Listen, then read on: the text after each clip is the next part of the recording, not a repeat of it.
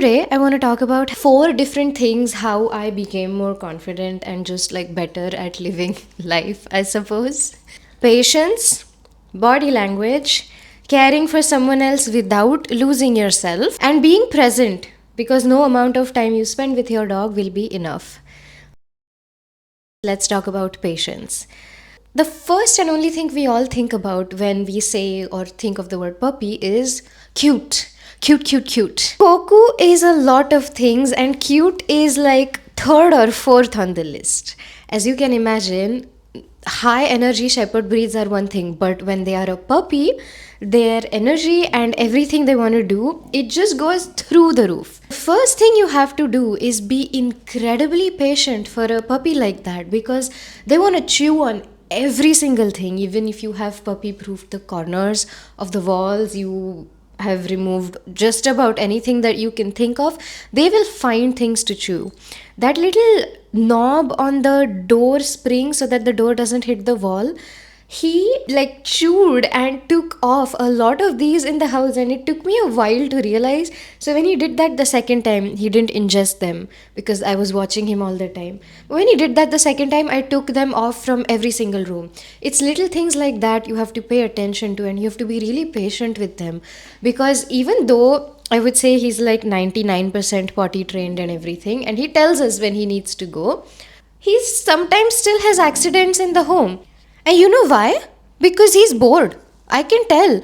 So you have to be so incredibly patient with your puppy while they learn. Well, basically, I'm living my life as a part time dog. You have to be him at times to understand how he feels and what he must need. And that comes from a lot of meticulous observation of his body language and such.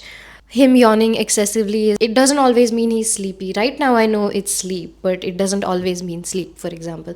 So you have to pay a lot of meticulous attention to their body language to really know what they're saying, because they say a lot. Now the last three sections of this video, I'm not gonna have him in my lap because he's getting too old and I don't want to do this, and I just want him to be free, and he's gonna get a bully stick. So while I continue the rest of the sections, I'm gonna leave him be.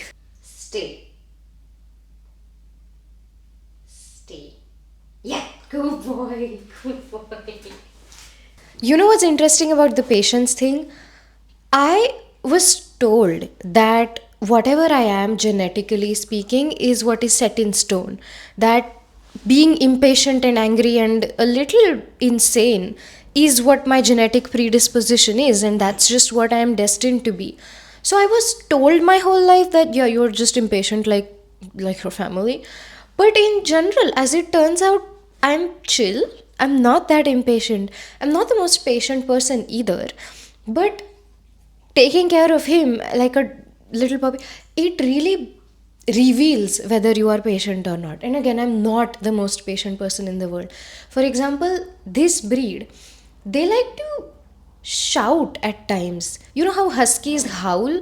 Howling is okay. But what he does in the morning, especially once his first relieving pee session is done outside, sometimes I put him back in the crate just so I can have my breakfast. Otherwise he's constantly like, just putting his nose everywhere where it doesn't belong, and he's disturbing me. So if I want like 30 minutes to myself to have breakfast and my morning routine, I put him away. What he will do is he will have these loud shrieks, like fire alarm level shrieks, and that kind of alarm like noise is designed to wake you up. This last week he did that a few times. I was so incredibly annoyed. I was telling my husband, like, we probably need some way to manage this. Maybe put a blanket over his crate. Maybe I have to get, I don't know, like industrial level earbud. We had to do something, right? It was so incredibly annoying. But through that, you just have to hold on and find a way to be patient, which being patient and being calm in excessively stressful or annoying situations like these is one path towards being confident and being just a chill, cool person. So that's the first part. The second part is your body language. We all know by now, especially in our adulthood, that sometimes the way some people say things, it just doesn't sit right with us. It's because even though the exact words they used, if you transcribe them, they wouldn't necessarily ring anything suspicious or weird. The way they say it is everything. 80% of the communication we do is happening through the tone of our voice and through our body language or through our exaggerated hand gestures, if you will, if that is your thing, because it's my thing. I've been to certain parts of the world. Like my dad used to live in China for 3 years, so I've lived with him for on and off for a few months in the vacations and such. And I've been able to have complex conversations with the people there, even though I didn't speak a word of Mandarin and they didn't speak a word of English.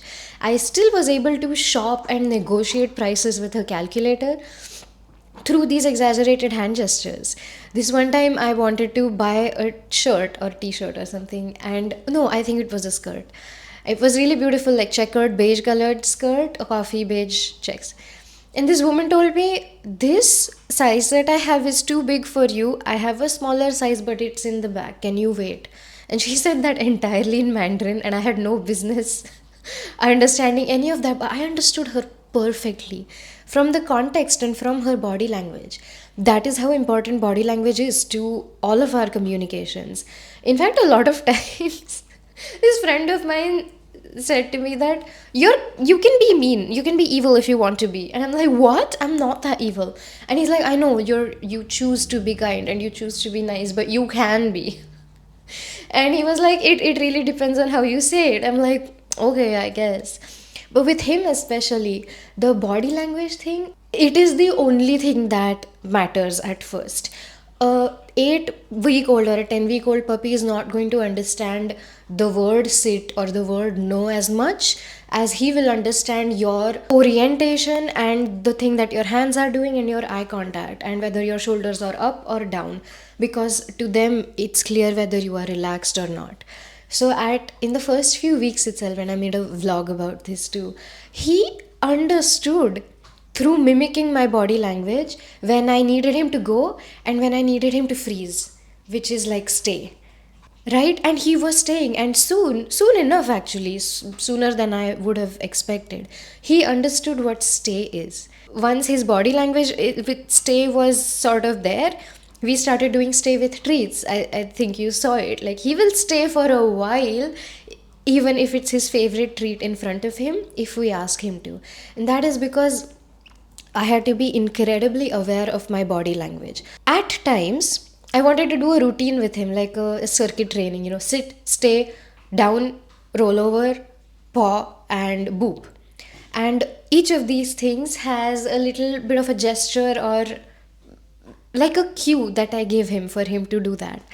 At times, I myself wasn't sure what I was going to say next, because this is supposed to be like an improv session, right? Whatever first comes to mind, I have to do that.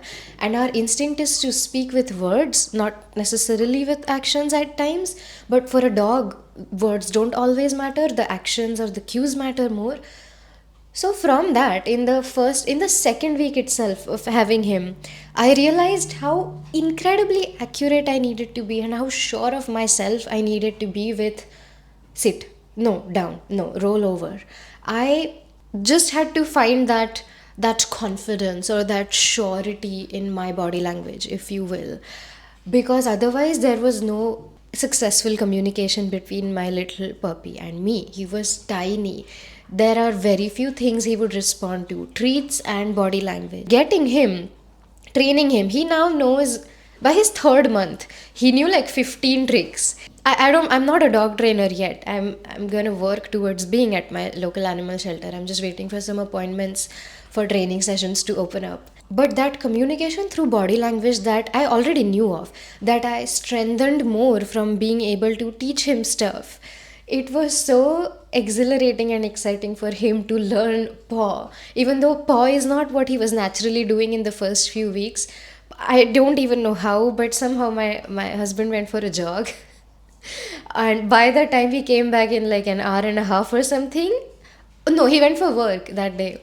And by the time he came back from work, Coco knew paw. He would just give me his paw for when I asked him to. One time my husband went for a jog for an hour and a half, and by the time he came back, Coco knew leave it.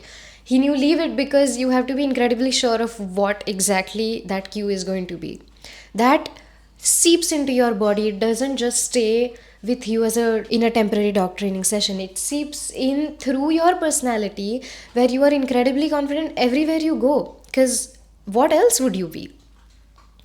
Now, the third thing is taking care of him, but taking care of him in a way that you don't lose yourself. Now, my whole life, I was told that, beta, enjoy the time that you have now, because when you become a mother, you will not have anything. Like, your life will be over, girl. You will not have anything left to do and to think about. This is all you have. And so, a lot of the times, I took that seriously, but I now realize that these were unsolicited advices from women who I wanted to be nothing like. So I now don't take them seriously, but that advice was so omnipresent to me that a part of that stuck with me, that wow, I just won't have any choice, any time to myself, any of my own thoughts once I have a kid, huh? And having a puppy is similar to having a kid. It's not the same because my body hasn't gone through childbirth or postpartum or anything. So I will never say that they are equivalent. But they are similar in the sense that you do have to keep an eye out constantly. And puppies do sleep a lot, so you do get some time to yourself. But figuring out a way to take care of someone who's entirely dependent on you while not losing yourself is a big deal.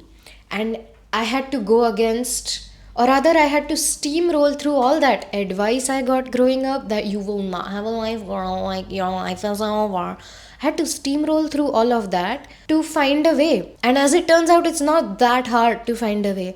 A lot of the times, especially when I was younger in my early 20s, I was like, I want to talk to contemporary friends, people who are my age, people who don't have kids because they get it.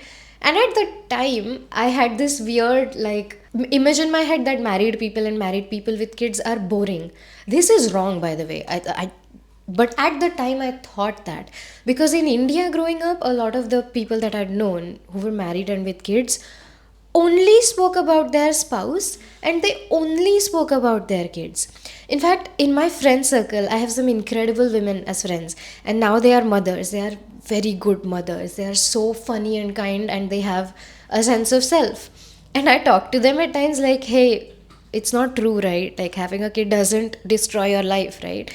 And she's like, no, girl, it's not. You care for your kid and you worry about him or her all the time, but they nap a lot. You can still do what you want when they nap, or you can find ways. And they themselves, these mothers in my circle, they are really annoyed by other people, other parents who only keep going on and on and on about their kids for hours at a time. It's like, I get it, man, but can you talk about literally anything else? Right, so there's that extreme, and then there's the beautiful middle gray area that my friends are in, that I aspire to be. Because it's not true that your life is over after having a dog or a kid.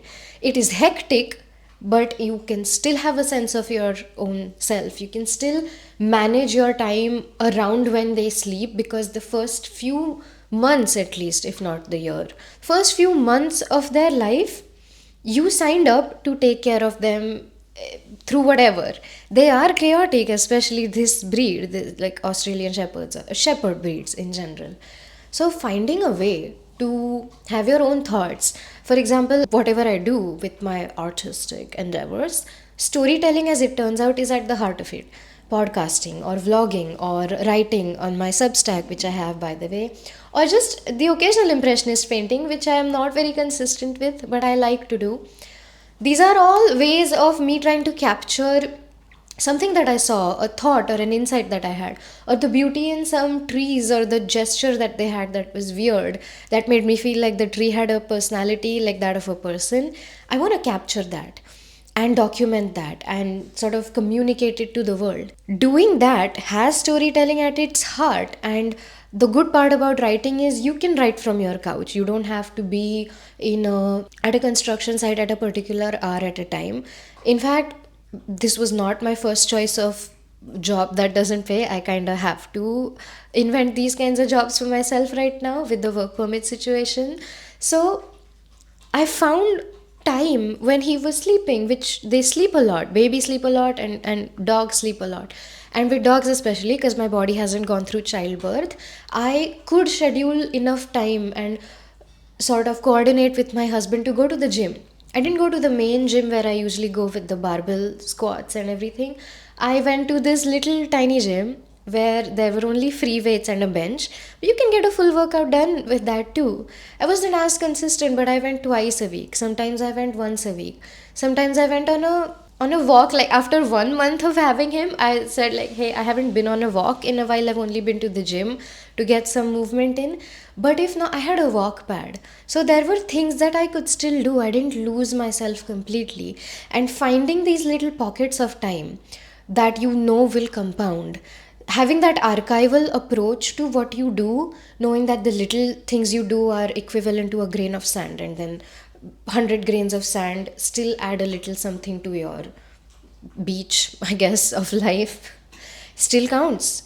And being able to do that through all that chaos of him chewing through everything, also biting you all the time. I have these scars and scratches on my hands that are, I guess, scars of love.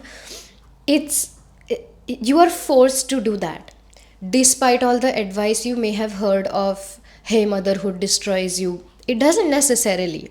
That brings me to the fourth thing, being present with your dog. My mom and my grandma, the last 2 weeks, they texted me, sent me a voice note a few times saying, why are you not sending us more pictures of Coco?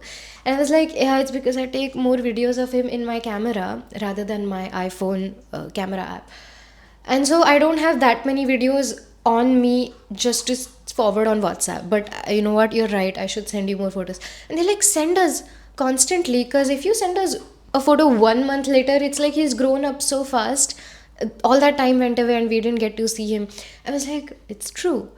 Everyone who has ever gotten a dog, a puppy especially, will tell you they grow up too fast. It's not fair, and you want to capture every single moment, every single day, the little silly things that they do, because they outgrow it faster than you think. Is with child, it's still different, right? Children are going to outlive you. They are going to have their own full life. That's what we hope. And that's a slightly different approach to having kids. With a dog, with any pet, the sad thing about it is you expect that they are not going to outlive you. You expect to bury them. That combined with the fact that they grow up so fast and they outgrow some of their naughty, mischievous behaviors, you want to capture it all. And the only way to capture it all is to be incredibly present in the moment, which is also, it goes right back into being more confident. The most confident people I've known aren't always getting lost into the future or constantly being nostalgic about the past. Like, there is a time and place for that, but being present, looking into the eye of the person that you are talking to and just being with them in the conversation is this skill that you especially develop when you have a puppy, because you don't want to miss out on all the silly things he's doing. And if you don't miss out on it, for last month, for example, like 3 weeks ago, we saw him chew something weirdly and we were like, does he have something in his mouth? But then he lost a tooth and he didn't know what it was. He just, like, the tooth fell out of his mouth and he was inspecting it with his nose and we were like, oh no. So we gave him this little yogurt block and a few other frozen fruit that we had to numb his mouth down. After that, we were quite present with him, and then we went on a little trip with him. And on that trip, in 2 consecutive days, he lost 3 teeth. And so we started noticing exactly just when he was going to lose a tooth. We are a little, I guess, weird, but we collected 4 of his teeth because they were so cute and then they were hollow and everything. So you have to pay so much attention. It becomes part of your personality, and it has made me more confident, I believe, because I am attuned to him and present and in the moment more so than I was ever before. The last thing I want to mention with this is, and this is something I'm going to elaborate in another episode as well. I gave him a dewormer, and 15-20 days later I was just walking through this park behind my house, and I was thinking to myself, because I was raw dogging that walk, I was like, is it time for his dewormer?